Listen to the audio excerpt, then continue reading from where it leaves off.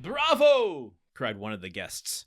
"That is what I call talking to some purpose. Just the person we require at a time like the present," said a second. "What a splendid business that last case of yours was, my dear Villefort," remarked a third. "I mean the trial of the man for murdering his father. Upon my word, you killed him ere the executioner has laid his hand upon him." "Oh, as for parricides, and such dreadful people as that," interposed Renée, "it matters very little what is done to them, but as regards to poor unfortunate creatures whose only crime consists of having mixed themselves up in political intrigues, why, that is the very worst offense they could possibly commit. For, don't you see, Renée, the king is the father of his people, and he who shall plot or contrive aught against the life and safety of the parent of 32 millions of souls is a parricide upon a fearfully great scale?" "I don't know anything about that," replied Renée. "But, Monsieur de Villefort, you have promised me, have you not, always to show mercy to those I plead for?"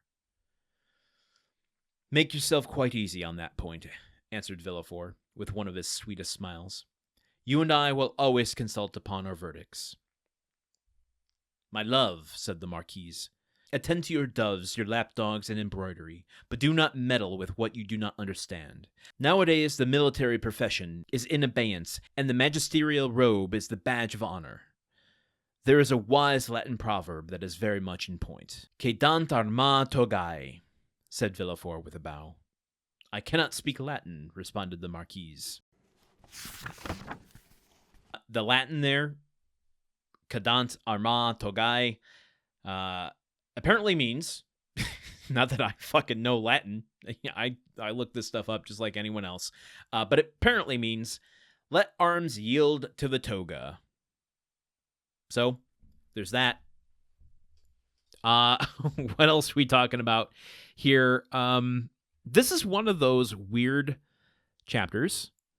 I guess, we only have 6 to compare it to so far, but we just keep interrupting this conversation, and I'm starting to lose the thread of who's who, who's Renée, who's the Marquis, who's the Marquise, 2 different people. I'm at risk of losing the thread a little bit here of who's who.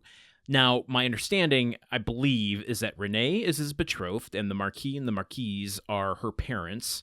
And Renée is saying, like, "Oh my goodness, you have such a dangerous and somewhat violent, verbally violent job.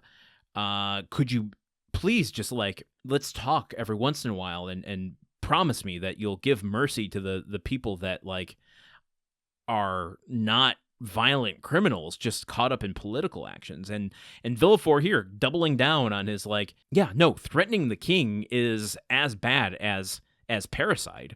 It's as bad as any other crime, maybe the worst crime that there is, because at this time the king was seen as a divine right. So this is a bloodline, this is a person in the throne by the right of God, and to kill the king is essentially saying, I don't agree with God. So the royalists here are, a little fanatical about this, and it seems like Villefort is all in on it. I'm going to keep this one short. As we continue forward through Chapter 6, I want to get more of this conversation down before we start really commenting too much more on it. I will see you here tomorrow for even more of The Count of Monte Cristo. Okay, bye! The Countdown of Monte Cristo is part of the Gruntwork Podcast Network. This show is produced, edited, and hosted by Landon Solano. The original text of The Count of Monte Cristo by Alexander Dumas. Theme song by Magic Solo. If you want to support the show and others like it, visit patreon.com/gruntworkpod. Thank you for listening. See you tomorrow.